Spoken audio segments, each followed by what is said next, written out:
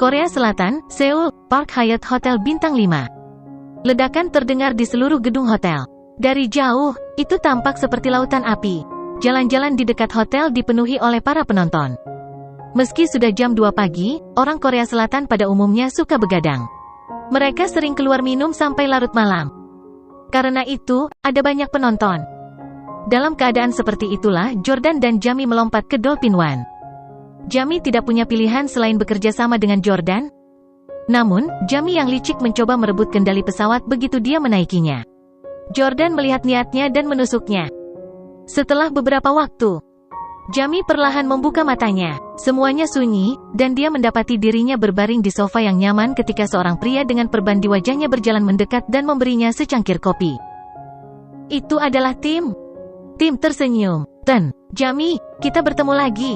Ini kopi untukmu. Cobalah, hehehe. Petik 2. Pria itu luar biasa angkuh.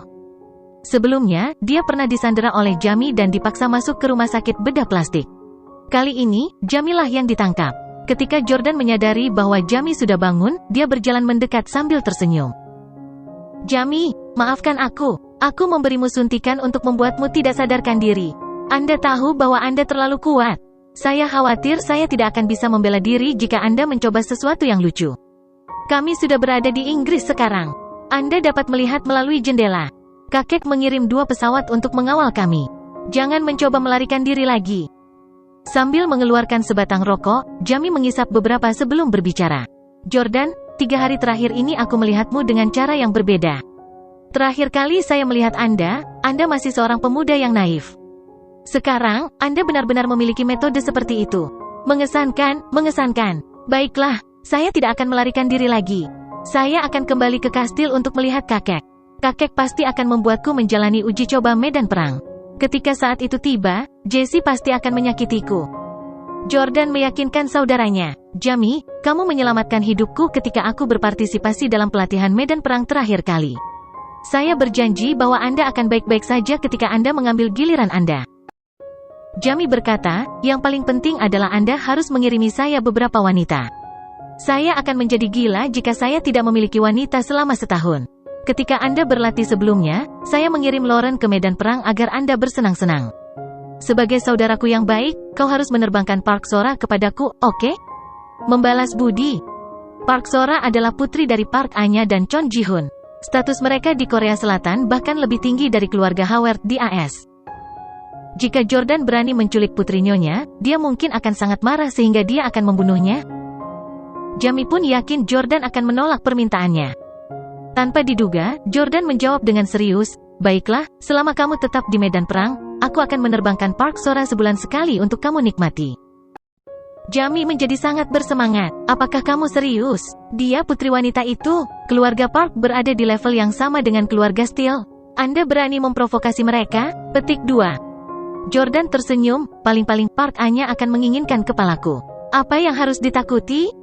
Jamie tertawa terbahak-bahak dan menepuk bahu Jordan. Saudara yang baik, upaya saya untuk memperkenalkan begitu banyak keindahan kelas atas kepada Anda selama beberapa tahun terakhir tidak sia-sia. Haha, benar. Ketika Anda melihat Jesse nanti, saya menyarankan Anda untuk tidak terlibat konflik dengannya, terutama di depan kakek. Kakek sangat mempercayainya, apalagi status Jesse dalam keluarga telah melampaui ayah. Anda tahu bahwa ayah kami tidak pernah memiliki banyak ambisi. Setelah kakek meninggal, saya rasa penerus keluarga Steele akan menjadi pertempuran antara Anda dan Jesse. Menjadi penerus keluarga Steele memiliki arti yang jauh lebih penting daripada penerus keluarga kaya biasa. Bagaimanapun, teknologi yang dikendalikan Steelers yang beberapa dekade di depan dunia. Tidak berlebihan untuk mengatakan bahwa mereka dapat mengubah dunia, atau bahkan menghancurkannya. Oleh karena itu, status dan tanggung jawab pewaris keluarga rahasia seperti Steelers dan Park sangat penting. Itulah mengapa Steelers begitu ketat dengan keturunan mereka sejak mereka masih muda. Mereka tidak hanya mengembangkan kemampuan mereka, tetapi mereka juga mengembangkan karakter dan pandangan dunia mereka. Pada saat itu, Jordan menyadari betapa berat beban yang dia pikul. Memang, seperti yang dikatakan Jamie, ayah mereka tidak punya banyak ambisi. Selain itu, dia tidak terlalu menonjol dalam hal kemampuan. Berkali-kali Charleston mengungkapkan kekecewaannya terhadap ayah mereka. Oleh karena itu, begitu Charleston meninggal, kemungkinan besar keluarga Steele akan memilih seseorang dari generasi ketiga untuk menggantikannya. Menepuk bahu Jamie, Jordan berkata, "Jangan hanya membicarakan aku dan Jesse.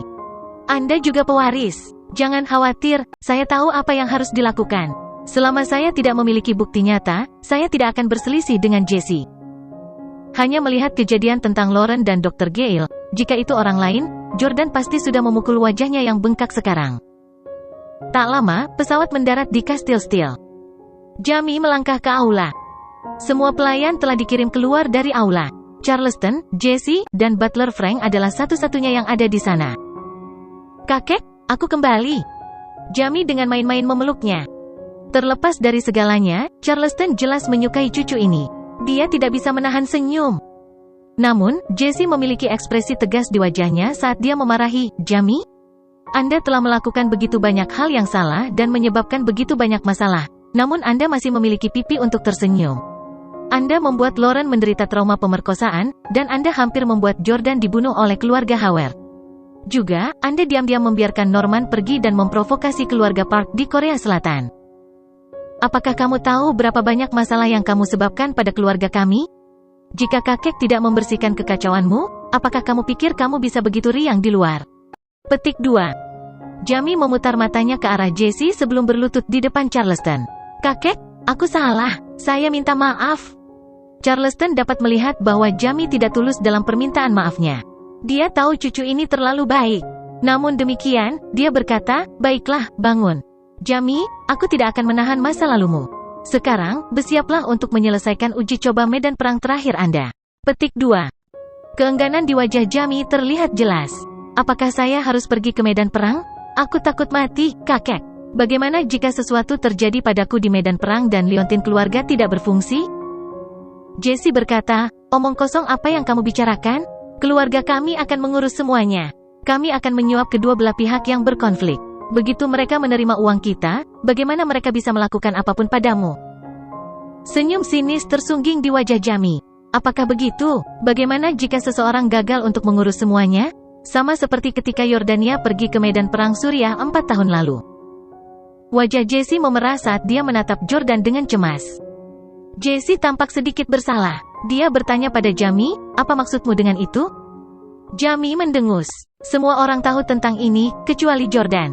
4 tahun lalu, ketika Jordan pergi ke medan perang untuk berlatih, Anda mengatakan bahwa Anda akan membantunya. Tapi apa yang terjadi pada akhirnya? Apa kau melakukan itu? Ekspresi Jesse berubah muram saat dia menjelaskan kepada Jordan, "Aku memang lalai dalam hal itu. Saya tidak segera menyelesaikannya, tetapi saya jelas tidak berniat menyakiti Anda.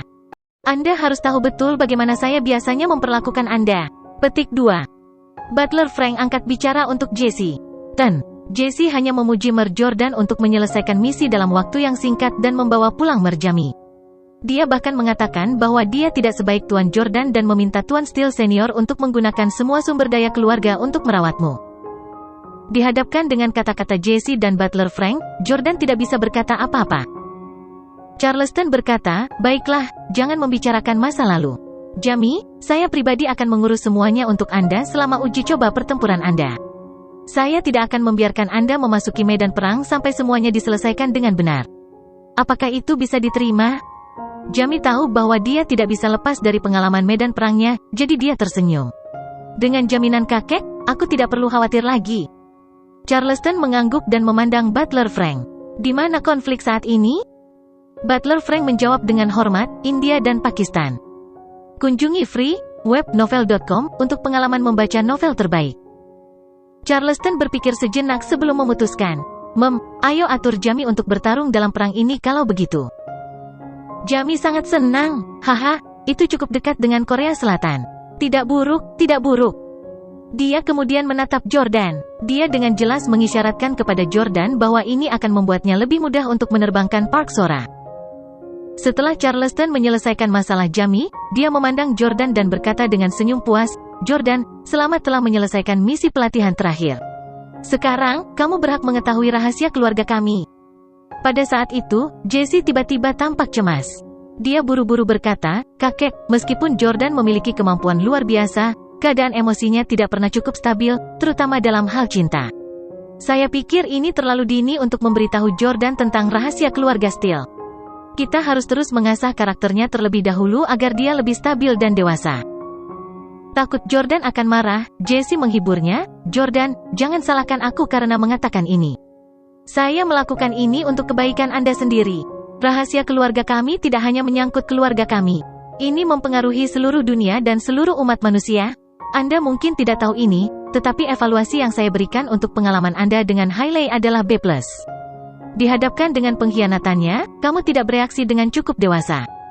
Jordan tertawa terbahak-bahak. "Mengapa? Apakah Anda khawatir jika Lauren menipu saya seperti Hailey suatu hari nanti? Saya akan menghancurkan seluruh dunia dan umat manusia?" Jessie menjawab dengan dingin, "Bukan tidak mungkin. Lauren mungkin berselingkuh. Dia memang bahaya tersembunyi." Petik 2. Jordan sangat marah. "Apa katamu? Lauren hanya bisa mencintaiku dalam hidup ini. Dia tidak akan pernah berselingkuh. Dia tidak bisa berselingkuh. Apakah kamu tidak tahu bahwa dia memiliki penyakit?" Petik 2. Sebenarnya, saat itu Jordan sangat ingin bertanya pada Jessie tentang foto-foto Lauren dan Dr. Gale itu. Namun, Jamie telah menyarankan Jordan untuk tidak melawan Jessie secara langsung. Selain itu, berdasarkan pemahaman Jordan tentang Jessie, dia pasti tidak akan mengakui apapun. Tanpa diduga, Jessie memberikan senyum aneh. "Apakah begitu?" Jamie angkat bicara untuk Jordan. "Bagaimana seharusnya kita mengasah karakter Jordan?" SS. Jessie berkata, "Jordan menunjukkan ketidakdewasaannya dengan Hailey, jadi kita harus memanfaatkannya. Hailey ada di istana kita sekarang. Jordan harus menikahinya lagi untuk mengasah karakternya selama beberapa tahun lagi. Jika dia bisa tidur dengan wanita yang sangat dia benci selama setahun, itu akan menjadi ujian karakter yang sebenarnya. Biarkan Jordan dan Hailey bersama lagi." Sebelum Jordan sempat bergejolak, Jamie berteriak, "FCK, beraninya kau mengatakan hal seperti itu? Berapa banyak pria yang Hailey cium dengan mulutnya yang kotor? Berapa banyak pria lain yang dia panggil suaminya? Anda ingin dia mencium Jordan lagi dan memanggilnya suami dan sayang lagi? Saya pikir Anda tidak mencoba untuk melatih Jordan. Anda hanya mencoba menyiksanya sampai mati. Siapa yang tahan dengan wanita yang berselingkuh dan melahirkan anak orang lain?" Jessie berkata, "Anda mengambil jalan pintas untuk setiap misi pelatihan. Anda tidak punya hak untuk membela Jordan." Jamie mendengus. "Apakah menurut Anda Jordan akan membiarkan Anda melakukan apapun yang Anda inginkan? Biarkan saya memberitahu Anda, saya sudah memberitahu dia rahasia keluarga." "Apa katamu?" Jessie dan Charleston terkejut. Jordan berkata, "Ya, saya sudah tahu tentang 8 keluarga besar." Charleston berkata, "Karena Jordan sudah tahu, mari kita kesampingkan masalah mengasah karakternya untuk saat ini. Saya percaya bahwa seiring bertambahnya usia, Jordan secara alami akan menjadi lebih dewasa. Jordan, ikut aku. Aku punya sesuatu untuk memberitahumu secara pribadi." Petik 2. "Ya." Dengan itu, Jordan mengikuti Charleston ke kamarnya. Jordan menutup pintu. Dia tahu bahwa kakeknya akan memberitahunya sesuatu yang sangat pribadi dan penting. Charleston sangat bersyukur. "Nak, aku sudah menunggu hari ini untuk waktu yang lama. Anda tidak mengecewakan saya?" Petik 2. Jordan segera berkata, "Kakek, aku minta maaf membuatmu menunggu begitu lama." Charleston tersenyum. "Jamie sudah memberitahumu tentang 8 keluarga hebat. Namun, dia tidak tahu banyak tentang mereka. Saya akan memberitahu Anda secara detail, mulai dari awal." Petik 2. Baik. Jordan memiliki banyak pertanyaan tentang 8 keluarga rahasia. Charleston berdiri dengan tangan di belakang punggungnya. 100 tahun yang lalu, ayahku, yang juga kakek buyutmu, adalah seorang nelayan. Suatu hari, dia bangun dan menyadari bahwa dia berada di sebuah kapal. Kapal ini berlayar di tengah laut, dan tidak ada ujung yang terlihat. Dia takut. Dia berjalan di sekitar kapal dan menyadari ada orang lain di atasnya. Namun, orang-orang ini semuanya orang asing. Dari Korea Selatan, Jepang, Inggris, China, dan sebagainya. Jordan terkejut. Orang-orang itu adalah nenek moyang dari 8 keluarga besar? Jordan bertanya-tanya mengapa ada 8 keluarga hebat di dunia ini dan bagaimana mereka semua terhubung. Charleston mengangguk. "Betul sekali. 8 keluarga hebat, kami benar-benar terpilih." Petik 2. "Dipilih oleh siapa?" tanya Jordan segera. "Seorang gadis 10 tahun, jawab Charleston. Gadis berusia 10 tahun? Jordan bingung. Charleston melanjutkan, "Nenek moyang dari 8 keluarga kami bahkan tidak tahu bagaimana mereka bisa naik kapal. Karena kendala bahasa, tidak ada yang tahu apa yang sedang terjadi atau apa yang harus dilakukan. Tiba-tiba, gadis kecil itu memberitahu mereka masing-masing dalam bahasa asli mereka yang berbeda bahwa kapal itu akan terbalik dan mereka harus melompat. Mati. Kakekmu bertanya bagaimana dia tahu kapal akan terbalik? Gadis kecil itu berkata bahwa dia baru saja bermimpi tentang hal itu. Jelas, tidak ada orang yang percaya padanya dan tidak ada yang melompat ke laut. Pada akhirnya, angin kencang tiba-tiba bertiup dan kapal terbalik. Jordan mengerutkan kening. Dia segera merasakan bahwa gadis kecil ini tidak sesederhana itu. Gadis kecil itu berbicara lagi. Dia meyakinkan mereka bahwa mereka tidak akan mati. Dia bermimpi bahwa mereka akan tersapu ke pantai oleh gelombang besar. Pada akhirnya, hal-hal benar-benar terjadi seperti yang dia katakan. Tidak seorang pun dari 8 keluarga besar yang mati. Petik 2. Jordan bingung. Apakah gadis kecil itu memiliki kemampuan untuk memprediksi masa depan? Charleston mengangguk. Ya, saat itu, nenek moyang juga bisa mengatakan bahwa gadis kecil ini bukanlah gadis biasa. Namun, dia selalu terlihat bingung dan dia tidak bisa menjelaskan latar belakangnya atau bagaimana dia datang ke kapal itu. Setelah itu, semua orang menyadari bahwa mimpinya adalah peristiwa yang akan terjadi di masa depan. Nenek moyang dari 8 keluarga semuanya percaya bahwa ini adalah kesempatan bagus untuk mereka manfaatkan. Oleh karena itu, para leluhur membuat kesepakatan satu sama lain untuk tidak menyebarkan kemampuan gadis kecil ini. 8 keluarga menggunakan kemampuannya untuk memulai kejayaan mereka, dan mereka memanggil gadis kecil itu Dewa. Dewa.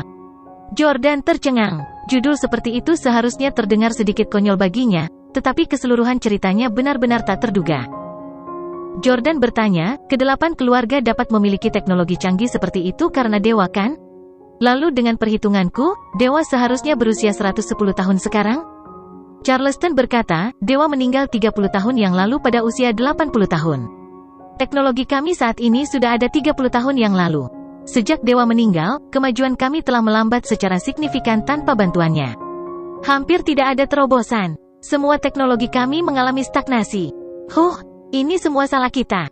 Kami terlalu bergantung pada kemampuan prediksi dewa. Jordan bertanya, apakah itu sebabnya kakek mengumpulkan talenta terbaik seperti Norman dari seluruh dunia untuk membantu kami mencapai terobosan teknologi? Charleston mengangguk. Aku bukan satu-satunya. Selama 30 tahun terakhir, 8 keluarga kami telah bekerja keras untuk mengungkap kejeniusan dunia ini. Jika Anda memperhatikan laporan berita, Anda akan menyadari bahwa banyak jenius terkenal bermigrasi ke luar negeri setelah menjadi terkenal karena bakat mereka. Sebenarnya, mereka direkrut oleh 8 keluarga besar.